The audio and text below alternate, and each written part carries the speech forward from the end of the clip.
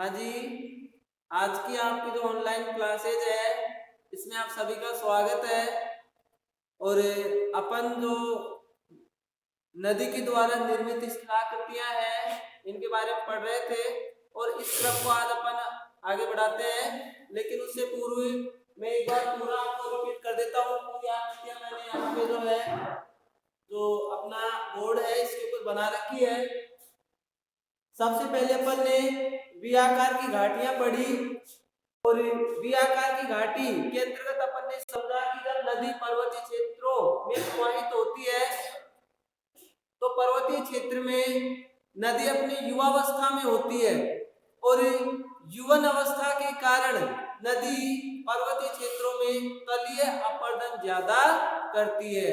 यानी तलीय अपरदन के द्वारा नदी अपनी जो घाटी है इसको गहरी या गहरा बनाती है और जिससे नदी की जो घाटी है अंग्रेजी के वी अक्षर के समान प्रतीत होती है, जिसको वी आकार की घाटी के नाम से जाना जाता है। नेक्स्ट गार्ज। गार्ज में अपन ने पढ़ा जब नदी पर्वतीय क्षेत्रों में अधिक तलीय अपरदन के द्वारा अपनी घाटी को और अधिक गहरा कर देती है तो फिर उस गहरी घाटी को गार्ज के नाम से जाना जाता है। तथा तीसरी आकृति है कैनियन और कैनियन में सेम परिभाषा है कि जब वी आकार की घाटी अधिक गहरी, सक्रिय एवं तंग हो जाती है तो फिर उसे कैनियन के नाम से जाना जाता है। अब नदी की घाटी अधिक गहरी एवं सक्रिय तंग कैसे होती है? तो कोई नदी के जल का जो तलीय अपरदन होता है यानी नदी के तलीय अपरदन के द्वारा जो नदी की घाटी है अधिक गहरी, सक्रिय एवं तंग हो जाती है। नेक्स्ट जलगर्त। जलगर्त में अपन ने पढ़ा कि जब पर्वतीय क्षेत्रों में कठोर चट्टानों के मध्य कहीं कहीं पर मुलायम चट्टान आती है तो मुलायम चट्टान नदी के जल द्वारा अपरदित हो जाती है तथा कठोर चट्टानों के मध्यवर्ती भाग में गहरे गहरे गड्ढों का निर्माण हो जाता है। इन गड्ढों में या गर्त में जो है नदी का जल भरा हुआ रहता है जिसके कारण इनको जलगर्त के नाम से जाना जाता है। यहाँ तक आपके समझ में आ गया होगा। हाँ जी,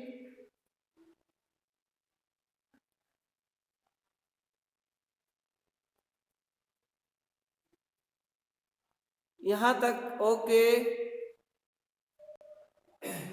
आगे देखिए नेक्स्ट जलप्रपात और अनादि कुंड। दोनों चित्र मैंने एक ही में बना रखे हैं क्योंकि दोनों जो स्थलाकृतियां हैं जलप्रपात के द्वारा ही निर्मित है। और जलप्रपात का निर्माण कब और कैसे होता है? तो पर्वतीय क्षेत्रों में जब कठोर चट्टान के पश्चात कोई मुलायम चट्टान आती है तो मुलायम चट्टान नदी के जल द्वारा अपरदित हो जाती है एवं जो नदी का जल है वो कठोर चट्टान से सीधे नीचे गिरने लगता है। और जब कठोर चट्टान से पानी सीधे नीचे गिरता है तो उसको अपन क्या कहते हैं? जलप्रपात के नाम से उसे जाना जाता है। नेक्स्ट अनादि कुंड। इसका उदाहरण एग्जाम्पल मैंने कल आपको बताया था कि जलप्रपात का पानी यानी झरने का पानी जहां पर नीचे गिरता है तो जलप्रपात के ठीक नीचे की जो चट्टानें हैं वो नदी के जल द्वारा अपरदित हो जाती है एवं जहां पे पानी गिरता है वहां पर एक गहरा जो गड्ढा है या गहरे गड्ढे का निर्माण हो जाता है और इसी को जो है अनादि कुंड के नाम से जाना जाता है। नेक्स्ट नदी वेदिका। इसमें अपन ने समझा है कि कोई नदी जब अपने मार्ग में बहती रहती है तथा कालांतर में जब वह नदी पुनः अपनी युवन अवस्था में आती है यानी प्रौढ़ावस्था को प्राप्त हो चुकी नदी, जब कोई नदी प्रौढ़ावस्था को प्राप्त हो जाती है और उसके पश्चात जब वह पुनः युवन अवस्था में आती है यानी प्रौढ़ावस्था को प्राप्त नदी जब पुनः युवन अवस्था में आती है तो तो उसमें बाढ़ की स्थिति होगी और उस समय नदी के जल द्वारा पार्श्विक यानी किनारों का ध्यान रखना। मैदानी क्षेत्रों में नदी तलीय अपरदन कम करती है, पार्श्विक अपरदन अधिक करती है। पार्श्विक अपरदन अधिक होने के कारण नदी की जो घाटी है वह चौड़ी होती जाती है। एग्जाम्पल और यदि आपने किसी ने देखा हो तो जैसे बाणगंगा है, बनास है, इस नदी का जो क्षेत्र काफी चौड़ा होता है। तो इसी तरीके से मैदानी क्षेत्रों में नदी फैलकर प्रवाहित होती है। क्यों? क्योंकि जब नदी में बाढ़ की स्थिति होती है तो वह पार्श्विक अपरदन अधिक करती है और उस पार्श्विक अपरदन के कारण जो नदी की घाटी है और अधिक चौड़ी हो जाती है। तो यहाँ तक आपके समझ में आ गया होगा, जिससे क्या होता है कि जो नदी के पार्श्व जो है, ये नदी के पार्श्व ये स्टेप की तरह यहाँ पे देख रहे वेदिका जो होती है, वेदी नुमा यक वेदी जैसे होती है, तो वेदी नुमा आकृति में ये नदी की घाटी दिखाई देने लगती है। इसी को नदी वेदिका के नाम से जाना जाता है। तो यहाँ तक आपके समझ में आ गया था।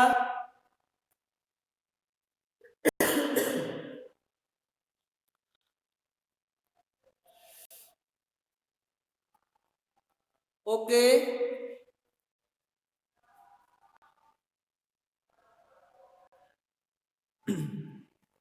आगे बढ़ते हैं। नेक्स्ट, नदी अपहरण। नदी अपहरण, इसको भी अपन ने समझ लिया था। नदी अपहरण क्या होता है? नदी आप जानते हैं रिवर, अपहरण क्या होता है? किडनैप, किडनैप यानी कैप्चर करना, एक तरह से किडनैप करना। तो रिवर किडनैपिंग हो गया एक तरीके से, रिवर कैप्चर को अपन नदी अपहरण कहते हैं। अब नदी अपहरण कैसे होता है, यानी नदी किसी का अपहरण किस तरीके से करती है, नदी नदी का अपहरण कैसे करती है? तो यहाँ इस चित्र के माध्यम से अपन समझ सकते हैं कि यहाँ पे दो नदियां हैं, ये मुख्य नदी है और यहाँ पर एक छोटी नदी है कोई, जो जल विभाजक की ऊंचाई पर बह रही है। ये जो पार्ट है ये जल विभाजक है और इस जल विभाजक की ऊंचाई पर ये कोई छोटी नदी प्रवाहित हो रही है।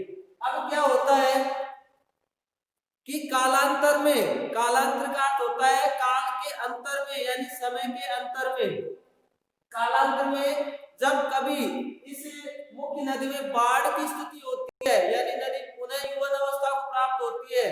ध्यान रखना, प्रौढ़ावस्था को प्राप्त कोई नदी पुनर्यौवन अवस्था में कब आती है? जब उस नदी में बाढ़ की स्थिति होती है।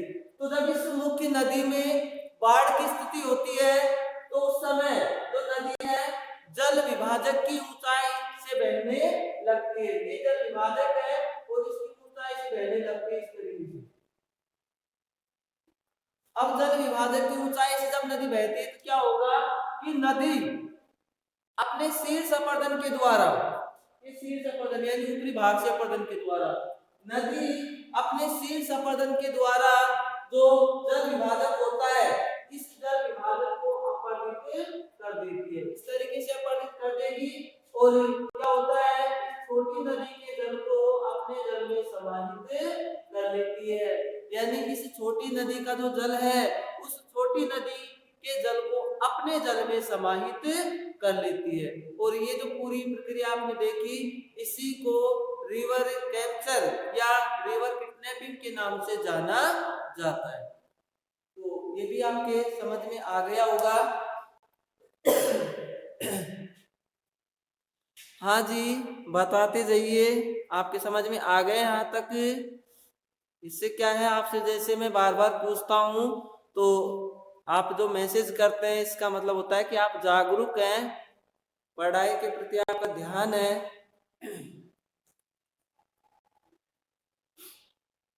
नेक्स्ट देखिए, संरचनात्मक सोपान। संरचनात्मक सोपान का निर्माण कब होता है? जब नदी के मार्ग में, जब नदी के मार्ग में कठोर एवं मुलायम चट्टानें एकांतर क्रम में आती है। एकांतर का मतलब होता है एक के बाद एक। तो जब नदी के मार्ग में कठोर एवं मुलायम चट्टानें एकांतर क्रम में आती है मुलायम चट्टान नदी के जल द्वारा अपरदित हो जाती है। कठोर चट्टान अपने स्थान पर यथावत रहती है, जिसके कारण जो नदी की घाटी है वो एक स्टेप नुमा आकृति यानी संरचनात्मक सोपान या सीढ़ी नुमा ढाल में जो है नदी की घाटी दिखाई देने लगती है। इसकी डेफिनेशन क्या हो गया? जब नदी के मार्ग में कठोर एवं मुलायम चट्टानें एकांतर क्रम में आती है तो मुलायम चट्टान नदी के जल द्वारा अपरदित हो जाती है तथा कठोर चट्टान अपने स्थान पर यथावत रहती है, जिसके कारण नदी की जो घाटी है वो सोपानुमा आकृति में दिखाई देती है। तो ये जो आकृतियां हैं, यहाँ तक की आकृतियों के बारे में अपन कल तक पढ़ चुके थे। आज अपन आगे बढ़े अब इससे। यहाँ तक किसी भी भैया बहन को कोई प्रॉब्लम हो तो बता दीजिए, सॉल्यूशन हो जाएगा इसका भी। ओके, आप सभी स्टूडेंट्स लगता है बहुत इंटेलिजेंट हैं और आपकी जो इंटेलिजेंसी बनी रहे, पढ़ाई के प्रति आप जागरूक रहे। शुभकामनाएं हैं आप सभी को, ध्यानपूर्वक समझें ताकि अच्छे नंबरों से पास हो और जल्दी ही आप अपने जो लक्ष्य है उस लक्ष्य को प्राप्त करें। यानी बीएड वाले जो फटाफट अपने जो टीचर प्लान है यानी जो टीचर बनना चाहते हैं फटाफट टीचर बने। बाकी जो बीए वाले भैया है जो भी अपना लक्ष्य लेके चल रहे हैं वो भी अपने लक्ष्य को प्राप्त करें। चलो नेक्स्ट, समप्राय मैदान। देखिए समप्राय मैदान, इसका अर्थ समझे आप। सम का अर्थ होता है समान, समप्राय यानी इसका अर्थ समझे पहले। सम का अर्थ होता है समान और इसका मतलब क्या होगा कि प्राय जो समान हो वह मैदान, अक्सर जो समान दिखाई दे वह मैदान, तो होता है समप्राय मैदान यानी समतल मैदान। जिसका अर्थ हो, कई शब्द ऐसे होते हैं कि उन शब्दों का जो अर्थ है यानी उससे क्या पूछा जा रहा है उस शब्द से ही पता चल जाता है। जैसे आप पढ़ते हैं समोच्च रेखा, संधि विच्छेद कर देंगे सम धन उच्च, यानी सम का अर्थ समान, उच्च का मतलब ऊंचाई से, यानी समान ऊंचाई वाले स्थान, है ना। ऐसे समताप यानी सम यानी समान, ताप यानी तापमान, समदाब सम लवण रेखा, तो ये लाइनें हैं। समताप रेखा किसे कहेंगे, समुच्च रेखा किसे कहेंगे। समताप क्या होती है कि समान तापमान वाले स्थानों को मिलाने वाली रेखा को समताप रेखा कहते हैं। ऐसे ही समान ऊंचाई वाले स्थानों को मिलाने वाले रेखा को समुच्च रेखा कहते हैं। तो ये कई जो परिभाषाएं हैं, जैसे आप नेक्स्ट में पढ़ोगे नदी विसर्ग, तो नदी विसर्ग क्या होता है तो ये आप नाम से स्पष्ट हो जाएगा। पहले देखिए अपन 10th नंबर पे जो है समप्राय मैदान, इसको पढ़ते हैं अपन। तो यहाँ पे आपने देखा समप्राय यानी समान यानी समतल जो मैदान है, और समतल मैदान का निर्माण किस तरीके से होता है, जब नदी पर्वतों को छोड़कर मैदानी क्षेत्रों में बहती है तो यह अपनी द्वितीय अवस्था प्रौढ़ावस्था को प्राप्त होती है, और मैदानी क्षेत्रों में जो नदी है अपने मार्ग में आने वाली सभी विषमताओं को समाप्त करके, विषमता का अर्थ है कि कोई थोड़े से ऊंचे स्थान होते हैं, मिट्टी के ऊंचे स्थान जो आ जाते हैं, उन ऊंचे स्थानों को अपरदित करके और एक समतल मैदान का निर्माण करती है। तो इसकी डेफिनेशन हो जाएगी कि नदी मैदानी क्षेत्रों में अपने मार्ग में आने वाली सभी विषमताओं को समाप्त करके एक संप्राय या समतल मैदान का निर्माण करती है।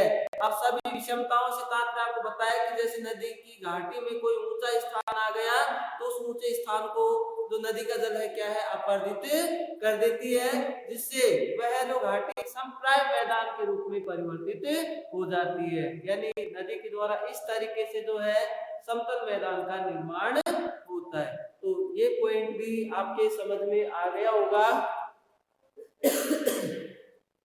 हाँ जी, ओके।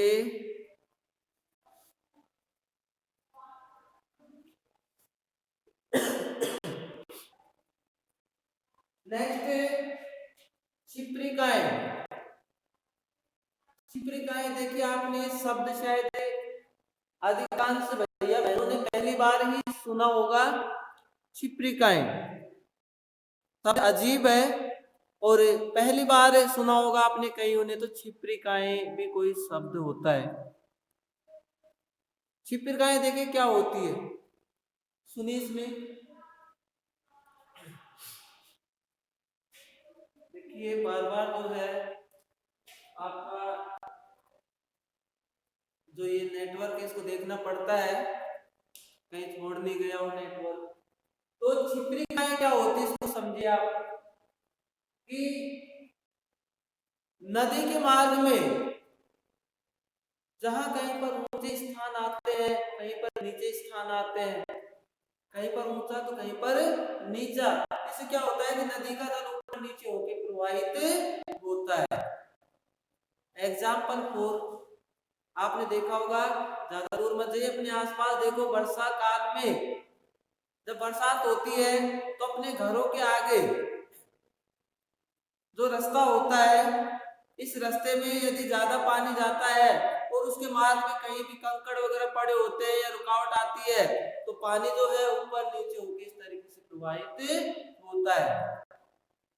यानी कहीं पर खड्डा हो जाएगा, कहीं पर ऊंचा स्थान है, कहीं पर खड्डा होगा, कहीं पे ऊंचा स्थान है, इस तरीके से अपर्दन होता है। तो नदी का जल ऊपर नीचे होकर प्रवाहित होता है और इसी को छिप्रिकाओं के नाम से जाना जाता है ना।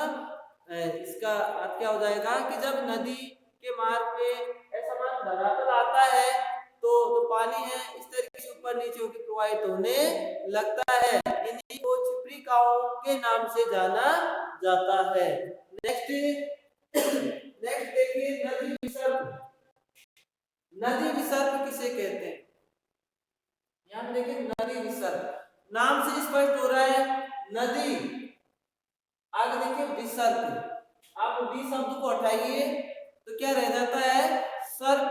और सर्प आप सभी जानते हैं, नाग, एक तरीके से सांप जो होता है सर्प। चलता कैसे है सर्प? टेढ़ा मेढ़ा होकर इस तरीके से चलता है। ये कैसे पता है आपको कि सर्प टेढ़ा मेढ़ा होकर चलता है? क्योंकि आपने देखा है, कभी आपने साइकोलॉजी पढ़ी हो, साइकोलॉजी पढ़ी नहीं होगी। साइकोलॉजी में क्या होता है कि एक साइकोलॉजी जो है इसको दर्शन शास्त्र से संबंधित विषय माना जाता है। और दर्शन शास्त्र में किसका अध्ययन करते हैं? दर्शन शास्त्र में आत्मा का अध्ययन किया जाता है। यानी ऐसे कह सकते हैं कि दर्शन शास्त्र जो है एक ऐसी विषय वस्तु, आप देखिए इसमें सोचना सिर्फ दर्शन शास्त्र पहुंचे, मैं एक एग्जाम्पल दे रहा हूँ, वो समझना है आपको कि दर्शन शास्त्र में उसका अध्ययन किया जाएगा जो मानवीय ज्ञान से या मानवीय इंद्रियों से परे हो। यानी इंद्रियां, कान, नाक, जीभ, त्वचा जो है ये इंद्रियां होती है और इन इंद्रियों के ज्ञान से जो ज्ञान परे होता है उसका ज्ञान दर्शन शास्त्र में किया जाता है। अब ये ज्ञान कैसे होता है? देखिए कि अपन जो है घर की जो छत होती है उसके नीचे सो रहे हैं जस्ट, अब अंधेरा है, सो रहे हैं अपन, अचानक छत से कोई भी चीज जो अपने ऊपर गिर गई है ना, अपने ऊपर कोई चीज गिरी तो आपको तुरंत स्पर्श होते ही आपको महसूस होगा कुछ अपने ऊपर गिरा है। किससे महसूस हुआ? त्वचा से स्पर्श हुआ तो उससे महसूस हुआ कि कुछ गिरा है। अब यदि वो गिरकर इस तरीके से चलने लग जाए, ये जो तरीका दिख रहा है इसमें इस तरीके से चलने लग जाए अपने ऊपर, तो आप तुरंत ज्ञान करेंगे, तुरंत उसके बारे में सोचेंगे कि ये इस तरीके से चल रहा है, तो आप उसका नाम खोजेंगे, इसका नाम क्या हो सकता है। तुरंत आप देखेंगे ये चल रहा है सांप, अरे ये सांप तो नहीं है, है ना। फिर आप के दिमाग में क्या क्या विचार आएंगे कि सांप यदि अपन को डस लेगा तो क्या हो जाएगा, किस तरीके से पूरे विचार आ जाएंगे, तुरंत आप उस सांप को हटा के फेंकोगे, है ना। तो ज्ञान हुआ इस तरीके से। तो ये आपको पता है। अब अपने टॉपिक पे आ जाए अपन कि ये नदी सर्प, सर्प आप जान गए टेढ़ा मेढ़ा, नदी आप जानते ही हैं, नदी के बारे में अपन पढ़ ही रहे, यानी मैदानी क्षेत्रों में नदी क्या है, टेढ़े मेढ़े आकार में होकर प्रवाहित होती है। किस तरीके से नदी मैदानी क्षेत्रों में टेढ़े मेढ़े मार्ग में होकर प्रवाहित होती है। और जो टेढ़े मेढ़े मार्ग में होकर नदी प्रवाहित होती है, तो ये जो मोड़दार पार्ट होते हैं, ये घुमावदार पार्ट होते हैं, इन्हीं को नदी विसर्ग के नाम से जाना जाता है। तो इसकी डेफिनेशन क्या हो जाएगी कि नदियां मैदानी क्षेत्रों में टेढ़े मेढ़े मार्ग का अनुसरण करते हुए प्रवाहित होती है और इसी को नदी सर्प के नाम से जाना जाता है। यानी जो नदी है एक सर्प के समान दिखाई देती है, तो टेढ़ी मेढ़ी होकर प्रवाहित हो रही, टेढ़े मेढ़े मार्ग का अनुसरण कर रही है, इसीलिए इसको नदी विसर्ग कहा जाता है। तो ये आकृतियां आपके समझ में आ गई होगी। हाँ जी, बताइएगा, समझ में आ गई आपके?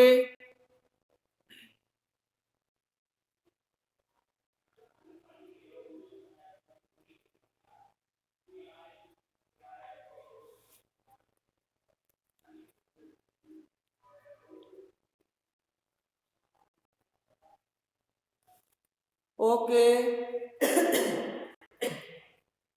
आज अपनी जो नदी के द्वारा निर्मित अपरदनात्मक स्थलाकृतियां हैं, ये कंप्लीट हो चुकी है कि नदी के अपरदनात्मक कार्य से कौन कौन सी स्थलाकृतियों का निर्माण होता है। नेक्स्ट अपन पढ़ेंगे निक्षेपणात्मक स्थल आकृतियां, यानी नदी के निक्षेपणात्मक कार्य के द्वारा निर्मित स्थलाकृतियां।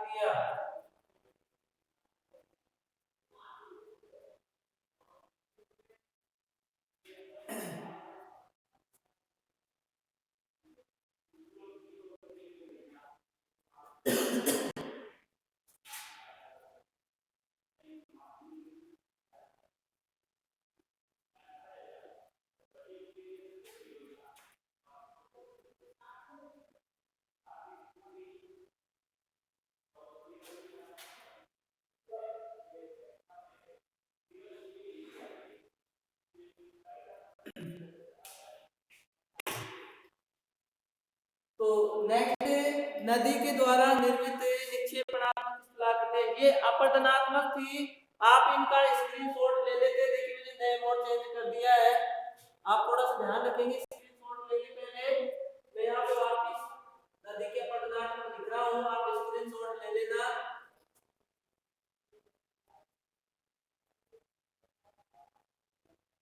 ये लो जी, फटाफट स्क्रीनशॉट लीजिए।